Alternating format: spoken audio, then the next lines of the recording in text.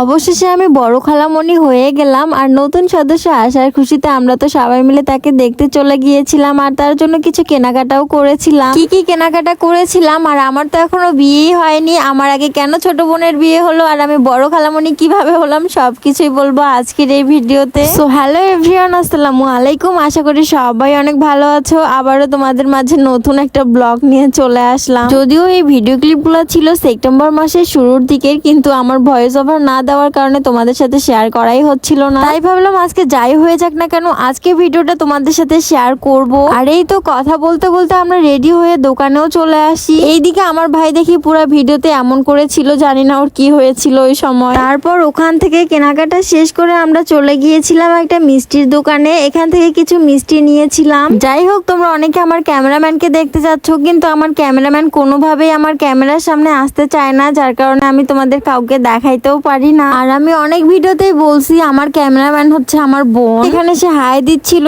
তোমরা যদি ভিডিওটা খেয়াল করো অবশ্যই বুঝতে পারবা। যাই হোক, আমার ভিডিওতে আমি সবাইকে দেখাই না, কারণ সবাই তো আর সবকিছু পছন্দ করে না। আমার ভিডিও করতে ভালো লাগে তাই আমি আমাকেই শুধু দেখাই। এখানে এই ভিডিও ক্লিপটা নেওয়ার সময় আমার ভাই তো প্রথমে বুঝতেই পারেনি আমি ভিডিও করতেছিলাম। ওকেও আমি আমার ভিডিওতে তেমন একটা রাখি না। যাই হোক, এই তো আমরা এখন চলে আসলাম বাগান বিলাস গাছের সামনে। ভ্যানে ওঠার পরে হঠাৎ করে এই গাছটা দেখতে পাই, আমরা দৌড়ে এখানে চলে আসি। এই বাগান বিলাস গাছটা আমার অনেক বেশি ভালো লাগে, এখানে পিক বলো ভিডিও বলো সবকিছুই ভালো আসে। যাই হোক, কথা বলতে বলতে চলে আসলাম খালামণির বাসার সামনে। আমার খালাতো বোন আমার থেকে ছোট আর তার মেয়ে হয়েছে, তাই আমি হয়ে গেছি বড় খালামণি। আর তার বিয়ের কিছু ভিডিও ক্লিপও আমি আমার পেজে আপলোড করেছিলাম। যাই হোক, এখানে আমি বাবুর ফেসটা হাইড করে দিয়েছি, কারণ সে যেহেতু অনেক বেশি ছোট, যার কারণে ভিডিওতে আর তাকে দেখালাম না। তারপর খাওয়া দাওয়া করে আমরা বাইরে চলে আসি, আর বাইরে প্রায় সন্ধ্যা হয়ে গিয়েছিল। এখন বাসায় চলে যাচ্ছিলাম, আর আজকে কেন জানি আমি চশমাটা নিয়ে ঘোরাঘুরি করতেছিলাম অনেক, যদিও এই চশমাটা বাসায় আসার পরে আমার ভাই ভেঙে ফেলে। যাওয়ার পথে একটু মার্কেটে ঢুকেছিলাম, আর এখানে কিছু হিজাব দেখতেছিলাম, যদিও পরবর্তীতে কেনা হয়নি। আর এই ভিডিও ক্লিপের সাথে আমি আরেকদিনের ভিডিও ক্লিপ অ্যাড করেছি।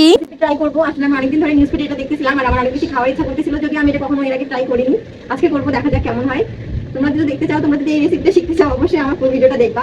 ডানোর নিয়ে নিচ্ছি, কি বলে এটাকে, বেকিং পাউডার আর হচ্ছে একটা লিকুইড দুধ, এই কয়টা জিনিসই লাগবে।